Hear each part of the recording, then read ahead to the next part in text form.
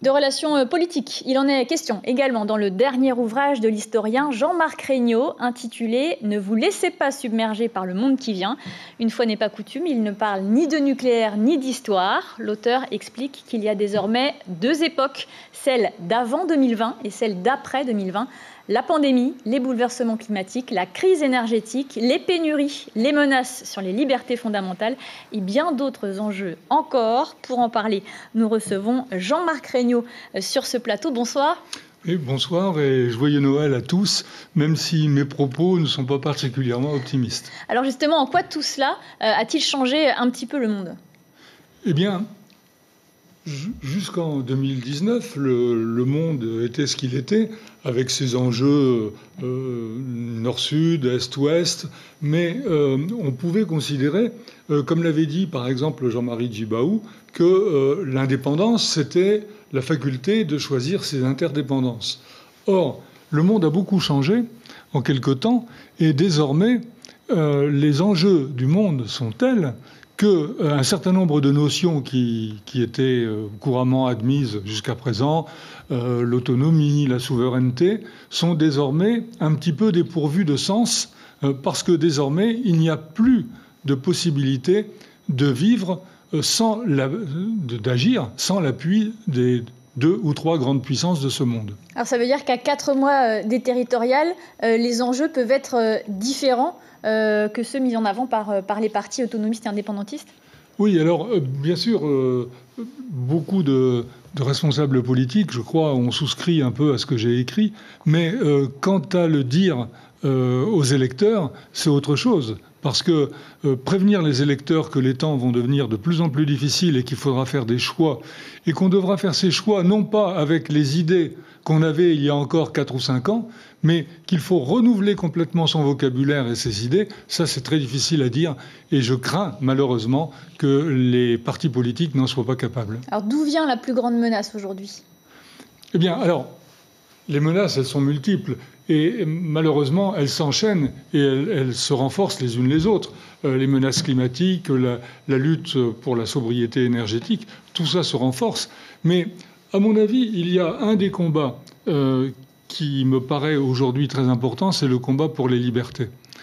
On a perdu l'habitude, on a perdu la conscience de ce qu'était la liberté.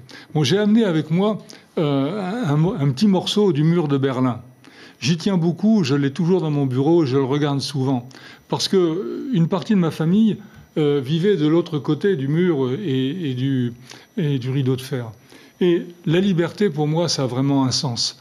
Et je crois qu'il faut que les gens comprennent que la politique, par exemple, c'est fait pour le bonheur des peuples.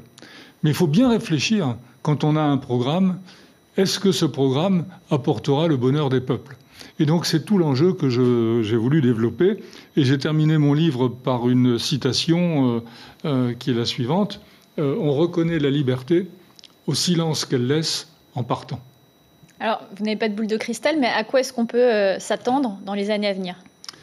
Eh bien, justement, il faut être le plus rapidement possible conscient de ces enjeux, des difficultés, de la menace que représente le conflit entre les États-Unis et la Chine, et qu'il faut savoir se positionner. La France tente de mettre une position d'équilibre un petit peu, tout en ayant choisi son camp. Très nettement, la France a choisi le camp anti-chinois. Mais en essayant quand même de faire en sorte que la pression chinoise soit moins forte peut-être. Et donc, ce qu'il faudra, c'est reconsidérer un peu les relations internationales, revoir un petit peu la relation, par exemple, avec la France, avec l'Europe, et savoir ce qui est le mieux pour le peuple, sachant que le grand danger, c'est que les ressources soient menacées, que les libertés soient menacées, que l'alimentation, enfin je veux dire l'approvisionnement même, soit limité, avec toutes les réformes qui sont en cours sur le plan international, avec les transports par exemple. Il faut savoir que, par exemple, la sobriété énergétique, la lutte contre l'empreinte carbone, c'est incompatible avec le développement du tourisme au long cours. Donc, par conséquent, il faudra s'adapter, et plus on comprendra, et plus on s'adaptera vite, mieux ce sera. Merci beaucoup Jean-Marc Regnault d'avoir accepté notre invitation. Je rappelle le titre de votre livre, « Ne vous laissez pas submerger par le monde qui vient », pour donc apprécier le prix de la liberté, entre autres. Merci. L'information en continu sur Polynésie la première, Internet et réseaux sociaux.